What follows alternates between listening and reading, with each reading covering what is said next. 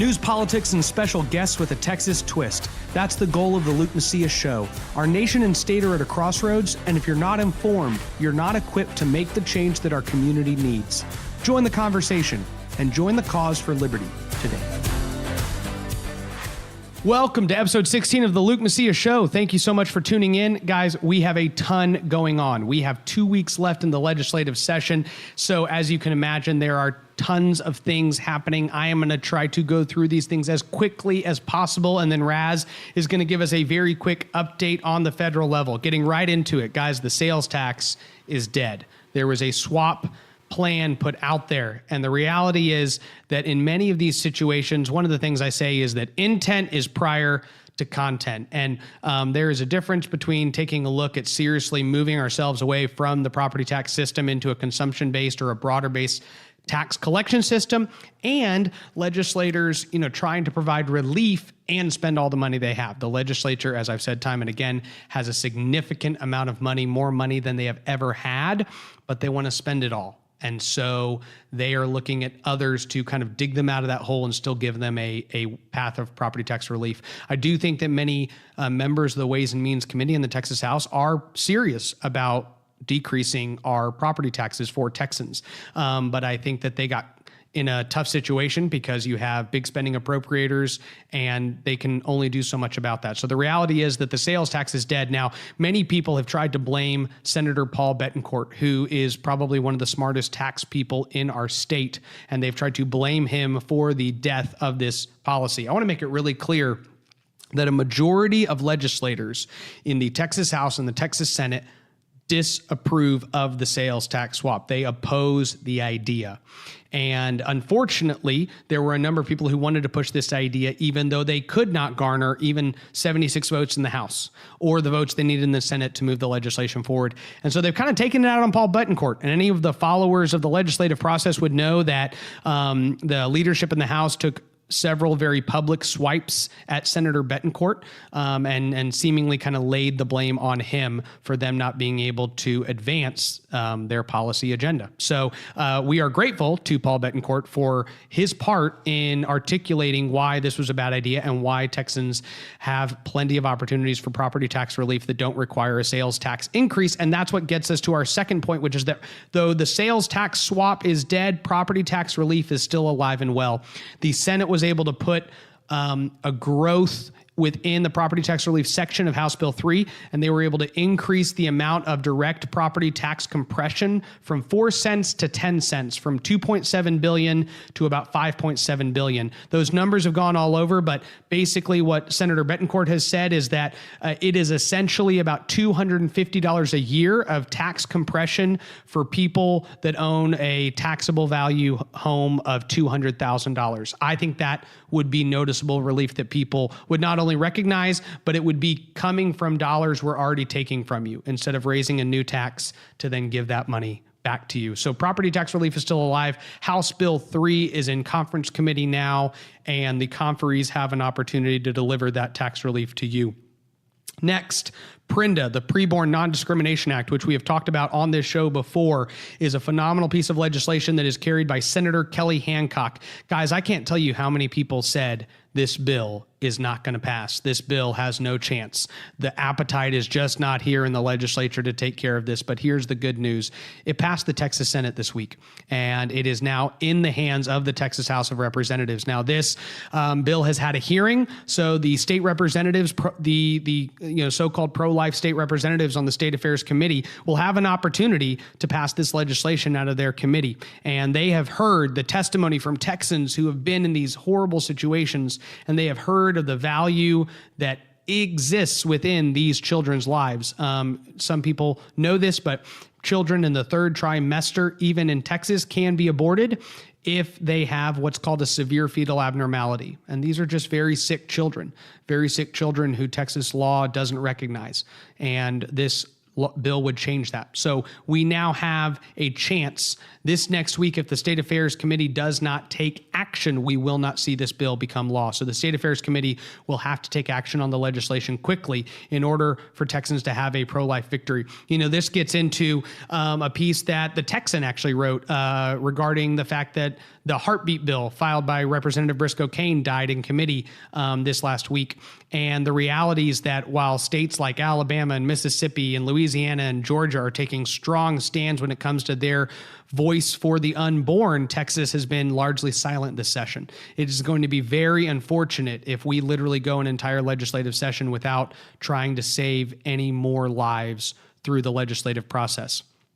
Taxpayer-funded lobbying is also legislation. A ban on taxpayer-funded lobbying is legislation that is working its way through the process. It has been sent to the Calendars Committee. Senate Bill 29 by Bob Hall made it out of the Senate, went to the House, got referred and out of committee and straight on to calendars. The Calendars Committee will have to place this bill on the calendar before the 21st. It will have to get heard and voted on before January or before May. Why did I say January? I don't know. But the point is, it needs to get voted on before May 21st. And we will be watching that legislation. That is Senate Bill 29. We hope that when we are coming to you next Monday on the 20th, I guess, that we'll be telling you about the passage of that legislation or the fact that it's getting heard on that day. So some exciting things going on for taxpayer-funded lobbying ban. You know, the reality is, guys, you have cities and counties and school districts that collect your tax dollars, that then use your tax dollars to hire lobbyists who then go down to Austin and say, don't give property tax relief. It's insane. I mean, governments are using your money to fight to make sure that government gives you more money. It's insane. Next, we have the red light camera ban that actually passed out of the Texas House of Representatives. And this is House Bill 1631, which will now have to make its way through the Senate before the end of session. That was by Representative Jonathan Stickland. It was a ban on red light cameras. There was an amendment that was added on that Representative Stickland fought against, but it did get added on. There were Democrats teamed up with some more centrist Republicans to put in a clause there that said that cities can basically keep their existing contracts in place. They just can't renew them. So, hopefully most of those city contracts out there are only a number of years still left. And so within 3, 4, 5 years, you could see red light cameras completely banned from our state. But Representative Stickland did an amazing job articulating why we actually have a justice system that, presumes you innocent, you makes an assumption of innocence, and you do not have to prove your innocence. They have to prove your guilt, and all sorts of other problems when it comes to just the red light camera system that exists within Texas. So a ban on that has now passed out of the House, is moving its way through the Senate.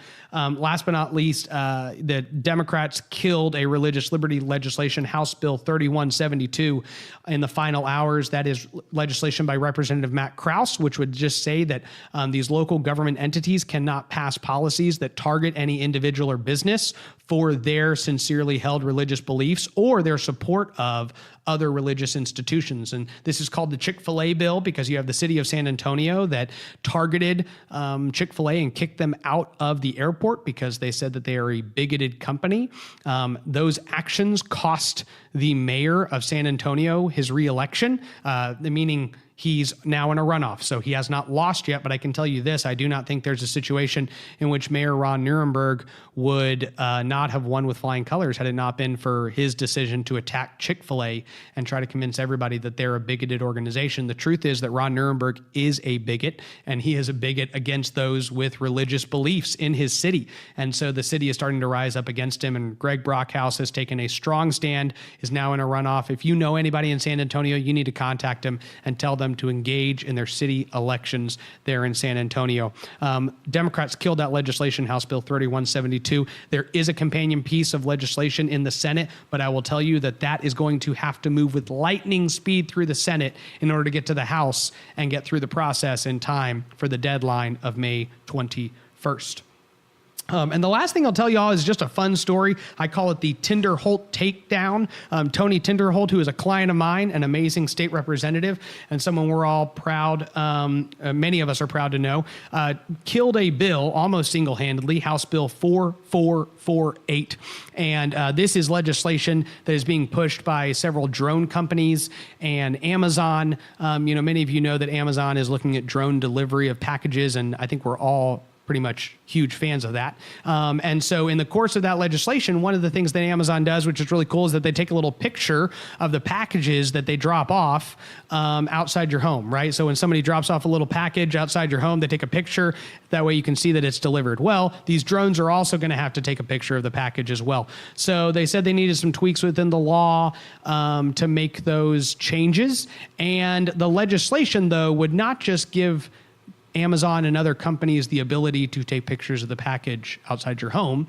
They would give them the ability to take pictures of the entire duration of the flight. They would give them the ability to take pictures of everything around your home, of your entire property. They would take pictures of, and many of you know this, right? But Amazon delivers all sorts of services, and they love micro-targeting you with their advertising. So if their drone is flying to your house and takes a picture and notices that you have a pool, they can now start marketing your Amazon account with advertisements for pool cleaning services and a monthly subscription to the chlorine blocks you need to clean out your pool. And oh, well, it looks like you've got a cat, and let's give you some cat products and all sorts of other things. So needless to say, it's a pretty big invasion of your privacy. But one of the bigger concerns, which Representative Tinder Hulk raised, was the fact that the largest drone manufacturer that testified on the legislation and has 70% of the market share when it comes to the production of these drones is based in China, and is a company that the federal government will no longer do any work with. And the last story I will tell you, which is a really fun story, is what I call the Tinder Hulk takedown. This is about House Bill 4448, which Representative Tinder Hulk, along with Representative Briscoe Cain, took down this last week, because this is Monday, so it's Wednesday, I guess. But I got to tell you about this because it's a phenomenal story and a really cool, just reality that if a couple people will stand up and just say the right thing, you can actually make a pretty big difference when it comes to protecting y'all's liberty and your privacy. So House Bill 4448 makes some adjustments to the code when it comes to how drones are regulated. A lot of people would tell you that a lot of these changes are being pushed by Amazon and some drone manufacturers that are pushing them. Just to give you an idea, Amazon is now going to deliver packages via drone, which I think is awesome. Anything that gets me that package quicker, I'm a fan of. One of the things that Amazon currently does with its delivery trucks is that they will take a picture of packages when they're delivered to you, which is nice because I've had times that my neighbor always gets my packages. So like I have an apartment complex right next to me that's 665, and then I'm at 655, and then I own a condo and they have an apartment and they both are 303. And so it's just a pain in the butt. But I won't get a package, and then Amazon will say it's delivered, but I look, and literally the picture is, this apartment, because I can tell now. And the hilarious thing is the guy who lives in this apartment never has delivered a single package to me. I always have to drive over there and go, hey, is there a package? Oh, yeah. I'm like, if I didn't come over here, he would never give me my packages. But the point is that the Tinder Hulk takedown is about policy that Amazon said they wanted to tweak so that they could have the drone take pictures of that package when they deliver it. The problem is the way the language is written, they can take pictures of everything the entire time they're flying, as long as they can't identify your face, which means that when these little drones are flying all over the place, they're going to be taking pictures of your house. They're going to take pictures of your yard. You're going to start getting advertisements from Amazon saying, hey, you need lawn services? Here are local providers. Hey, you need pool services? You have a pool? You can get on a monthly subscription of chlorine tablets. And oh, by the way, we saw the dog in your front yard, and have you considered any of these dog products and all these other things? So needless to say, it's a bit of an invasion of privacy. And the thing that Tony Tinder Hulk brought up to the legislature this last week was the fact that the largest manufacturer of drones that owns 70% of the market is a company based in China. And it is a company that the United States military no longer does business with because they believe that this company is a security threat to the United States of America. And this came from information shared by Congressman Lance Gooden. He sent a letter, and Tony Tinder Hulk did his own research. And so this bill got heard on second reading, and only 30 Republican state reps voted against it. And I will tell you that those 30 Republican state reps were a lot of great conservatives who just pure and simple were not comfortable with the privacy concerns. That's probably my read on the situation. They just said, I don't care what is in this bill is privacy concerns with people, drones, taking pictures. Let's just say no. But Tony Tinder Hulk got up and had a relatively spirited conversation with Representative Drew Springer, who authored the legislation, and said, I really want to make sure you understand my chief concerns on this bill. These are some real problems that it gives. It's an invasion of privacy, but there's also a national security aspect. And then got up and spoke for 10 minutes on the bill. The whole exchange lasted 12 or 13 minutes. And then there was a vote. And just to explain to everybody, bills that pass on second reading rarely die on third reading. Okay, that just does not happen unless something changes with the bill or new information gets brought to light, and which is very rare. And in this situation, though it had 30 no votes the day before, the day that Tony Tinder Hulk decided to take 12 minutes to talk about this bill, it got 95 no votes, and the bill died. It died by a very wide margin. And that legislation has been killed for the session. It will not be coming back, and we will see what type of policy gets brought up this last time. But there's a lot going on in the legislature. I hope y'all are paying attention. My hope and prayer is that Republicans are able to pull off a couple policy wins here in the last final weeks when it comes to real property tax relief being $5.5 billion, when it comes to protections for the unborn, like the Preborn Nondiscrimination Act, when it comes to a ban on taxpayer-funded lobbying and red light cameras and things like that. We could end up with a couple policy victories for conservatives in a session where we were told that there were going to be no policy victories for conservatives. So stay tuned, and Raz, just give us an idea of a couple things we got going on the federal level. Well, there are really two things that I wanted to bring up. And the first very well ties in with a lot of those major conservative victories that we're hoping for to come out of the legislature in the next 2 weeks. And that's the so-called Equality Act that the Democrats in the U.S. House are pushing right now. And the so-called Equality Act is very concerning because it guts an immense amount of conscience protection that Christians and people of faith have regarding many activities. And it also takes a lot of the protections of doctors out.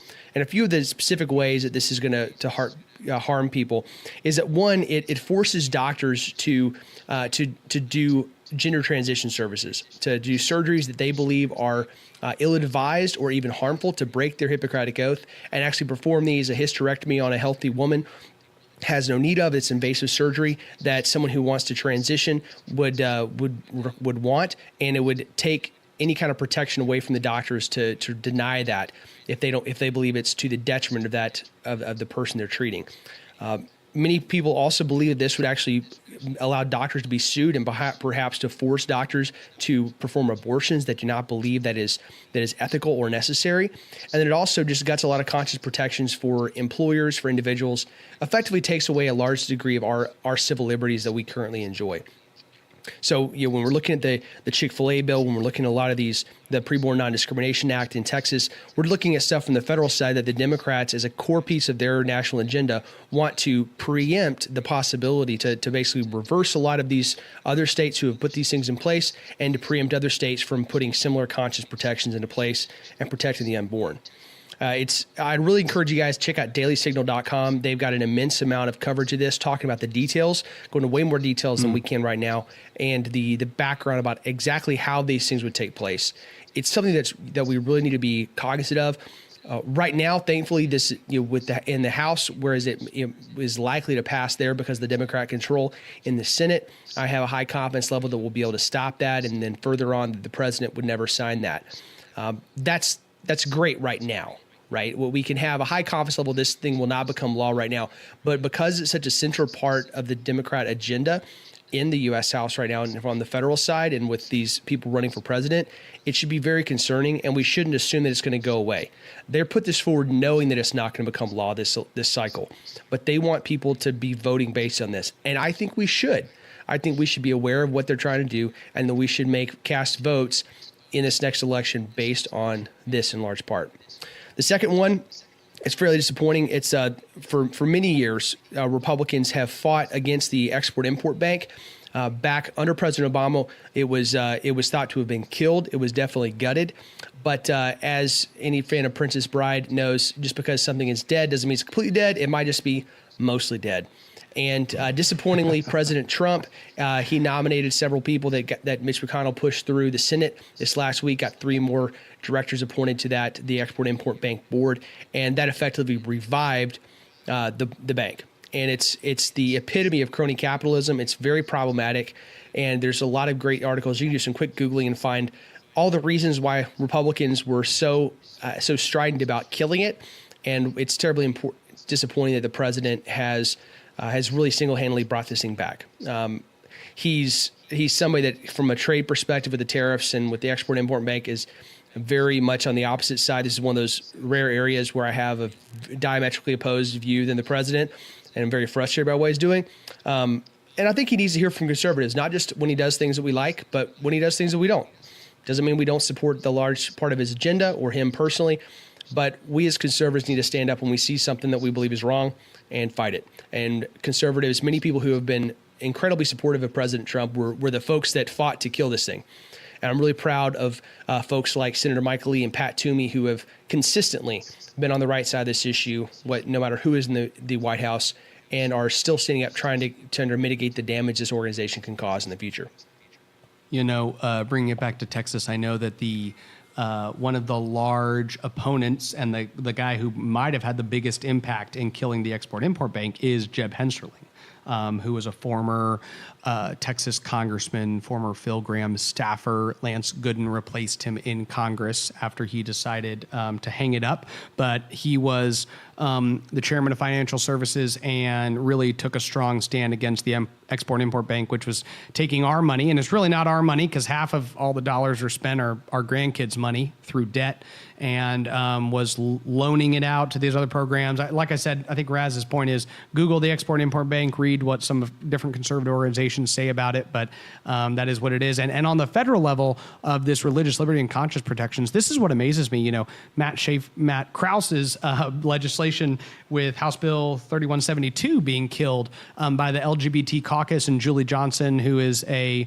member of the LGBT community and a representative from I think Irving, Carrollton area. You know, they sincerely object to people getting to have religious conscience protections. I mean, it is really interesting how, you know, people will be so intolerant of intolerance, right? I mean, it's just the idea that they constantly call those of faith intolerant people, but they are the intolerant ones, because you know, many in the faith community, and Chick-fil-A is a good example, right? I mean, their public positions are such that, I mean, they're like, we hire members of the LGBT community to work for us. People get served every time they come in. You know, you can walk in, you get a smile, you get a thank you, get excellent service, delicious food, and yet we're in trouble because our CEO has a Christian faith, and we have